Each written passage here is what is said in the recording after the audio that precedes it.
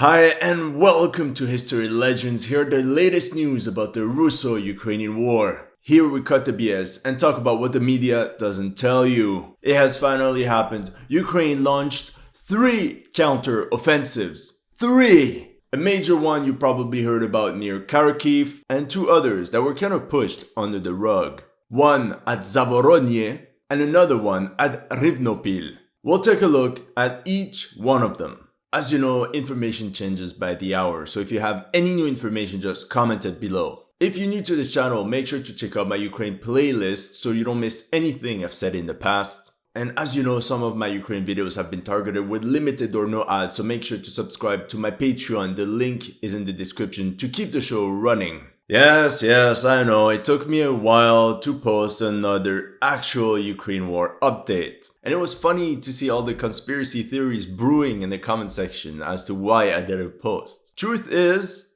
I'm changing apartments. I was quite busy and I was hoping for things to be all quiet on the Eastern Front. And then battles after battles happened and I was just lost and I was just waiting in the back to see how things played out. And another reason is because I wanted to make this video with a fresh cut, that's right. Or like people say in Montreal, in chess. Alright guys, let's lubricate the joints with some foreplay. We'll start by talking about the smaller counterattacks. But little reminder about the Battle of Isium. The Russian breakthrough at Isium, completed in early April, was some sort of disease that was spreading. The Russians were sending everything they had in this area. The Ukrainian general staff sent battalion after battalion to push the Russians beyond the river. But ultimately that did not work out as planned. And there's one quality that's undeniable about Ukrainians. They're stubborn as hell. They came up with another way to stop the Russian army. The Zavorozhye counteroffensive. According to some reports I've read, Ukrainians gathered about 2,000 men around Zavorozhye and Shepil. Anyway, what the Ukrainians wanted to do was a river crossing in this area. Ultimately, the goal was to sneak through the forest and attack Isium, or at least outflank the Russian push in this area. It seemed like a sound plan. Moving through forest is not a bad idea because it's harder for Russian drones to pinpoint troops on the ground, which blinds their artillery. It's also easier for Ukrainian forces once they move across the river to dig in and fortify their position while waiting for reinforcements to arrive. Thing is, this offensive reminds me of the Ukrainian attempt to flank Isium once again, but from the eastern flank with a BTG around the Oskol reservoir. Thing is, this BTG essentially got trapped in some sort of pocket. Their goal was also to sneak through the forest and surprise the Russians. And essentially what happened west of Isium was the same thing. Allegedly, some Ukrainian groups managed to cross the river, but as you can see, no major breakthroughs. Apparently, Russian special forces are still roaming in the forest to ambush remaining Ukrainian units. And pontoon bridges were immediately targeted by Russian artillery, which made the transfer of heavy equipment like armored vehicles and tanks very difficult. I don't have much more details. All we know is that the Ukrainian counteroffensive in this sector has stopped. But I was always wondering why they did not attack in this sector, as a push in this direction could be very lethal to the Russian supply line. Now let's talk about the Rivne counteroffensive. Now you had the Ukrainian attempt to create chaos on the southern front line. Allegedly, the Ukrainian general staff requested a counterattack no matter what on this sector. They launched a battalion or something like that in an attempt to push back the Russian attack on Velika Novosilka. However, they did so unprepared and even worse, in open ground. And as you can imagine, this turned out for the worst. And thing is, Ukrainian sources barely mention this event. So sadly, we'll have to rely more on the Russian sources, but as we know, it's a biased source. Using thermal footage of the action at this location, we're talking about 2 MLRS systems, 40 vehicles, allegedly 26 tanks and 12 IFVs destroyed, and 300 Ukrainian casualties. Of course, I can't confirm this. Same thing for the losses. All we know once again is that this counterattack failed because essentially the front line has not changed. Some tanks buffs even noticed that one of the Ukrainian destroyed tanks was actually a Polish-made T-72M recently sent to Ukraine. Now that we're through with the bad news, let's talk about the Kharkiv counteroffensive. Yeah, Ukrainian forces have reached the Russian border! Touchdown! That's it, they won. It's like a reverse capture the flag, where you bring your flag back to base. With all due respect, it felt like a quick PR stunt since Ukraine and Russia already share a 600-kilometer border. Even better, in some Telegram groups, I saw people beating their chest, from the comfort of their home of course, calling for an all-out assault on Belgorod. I mean, sure, why not, but good luck. What was the main objective of these counteroffensives anyway, specifically the one at Kharkiv? Just like at Kursk, the Soviets waited for the German pincers to be bogged down to counterattack on their flanks. Essentially, this is why the Germans stopped Operation Citadel, because of the Russian counteroffensive in the north. Honestly, this is a perk when you know military history. You can draw a lot of interesting parallels with past and current events. As I predicted, Ukraine launched a counteroffensive at Kharkiv in order to take some steam off from the Battle of Isium. It's also very interesting to point out that the main supply line that fuels the Russian push at Isium goes from Belgorod to Kupiansk, then goes down to Borova and then Isium. This is why a Ukrainian counteroffensive in this sector was to be expected. If Ukraine captured one of these important nodes, the Russian offensive would be strangled. But like I expected, the Russians did not take the bait.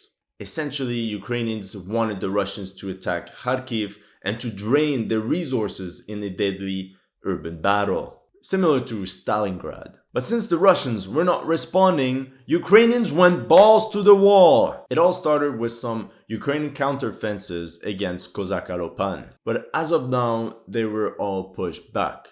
But again, that might change by the time I post this video. Now, where I think the Ukrainians played very skillfully and maneuvered with some art is that they had their best elite forces around the city of Chuiv, a couple mechanized and armored battalions. In a way, I think the Russians kind of expected a push from the Chuiv sector and were quite surprised when in fact the Ukrainians moved all their troops into the open ground and charged straight into the bee's nest, at the center of the Russian defenses, which was essentially the soft belly of the Russian forces on the eastern front. And since Ukraine's advanced so fast, Russia had no other choice but to bring reinforcements to this sector, which could have been useful for the offensive at Isium or in Donbass. In turn, it was a quite brilliant and daring maneuver. Even better for Ukrainians if Russians let go of all this area at the border. Politically speaking, it would be very bad press for Putin's special military operation. Things are going so well that, whoops, we're losing ground to the enemy. Whoops, possibly Russian soil. But also from a military standpoint, because they're getting very close to the city of Vovchansk. Capturing this choke point would effectively cut off the supplies between Belgorod and Isium, basically the Russian army's life insurance, and tackle the Russian offensive in Donbass right in its tracks. And as you can see, there are not many roads to go around it.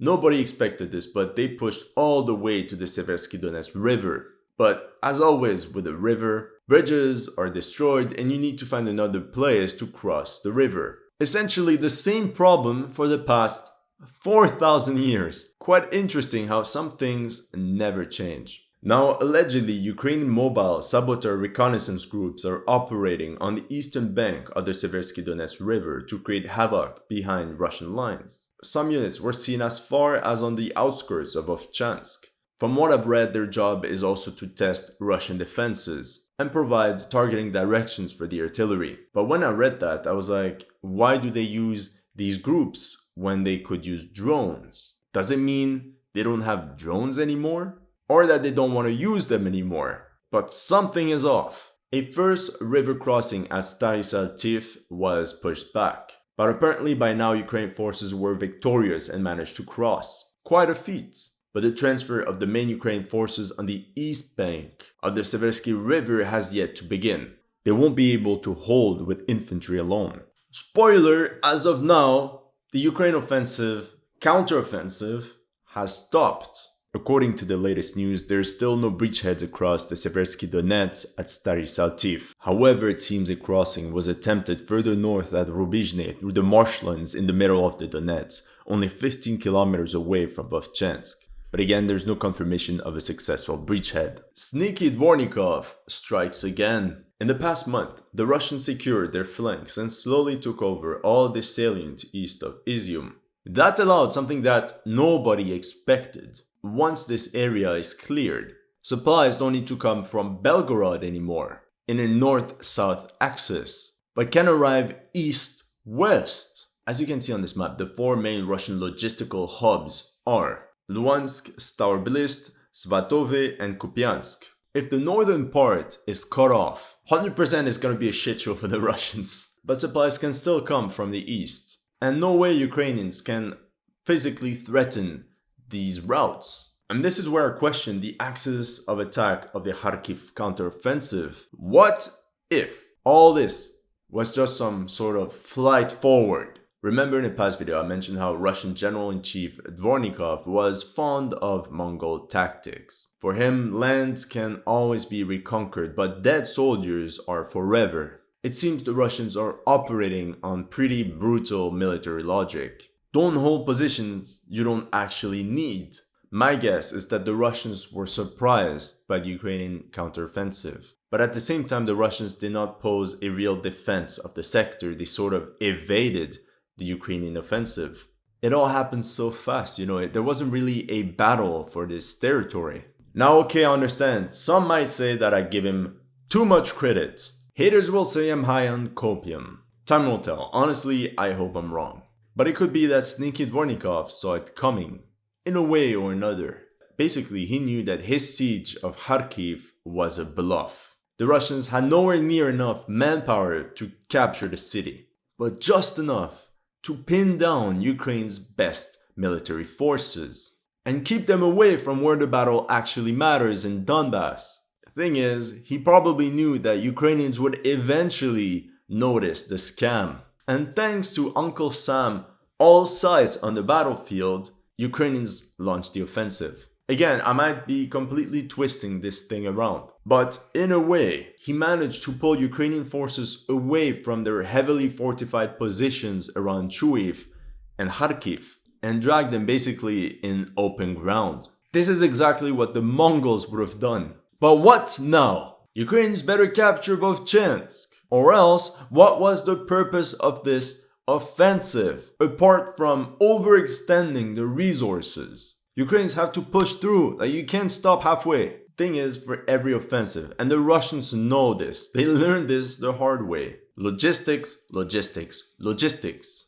You need safe supply lines and a lot of reserves. Now I feel this shit show kind of backfired. Not only did it not stop the Russian offensive in Donbass, Russian troops have advanced on several axes in the past days. Now apparently Ukrainian reserves that were meant to press on the momentum of the Kharkiv counteroffensive, they're stuck in Donbass. Even worse, they transferred some of the best combat-ready units that participated in this counteroffensive to Donbass, to Bakhmut and Soledar, to be replaced with the 10th Territorial Brigade from Zhytomyr. You can't expect the offensive in Kharkiv to move on when you send your best troops and other reserves to Luhansk. I don't understand. It's like a race. You're ahead of everyone, then you pull out a gun and shoot yourself in the foot. Honestly, I don't know what to think. Are the Ukrainians really going to spend a lot more resources holding this salient that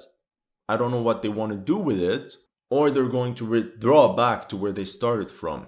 Because like Frederick the Great said, he who defends everything defends nothing. What possibly happened at Bakhmut? Russian forces broke through Ukrainian lines at Popasna. The media barely talked about it. This probably means something very juicy happened there.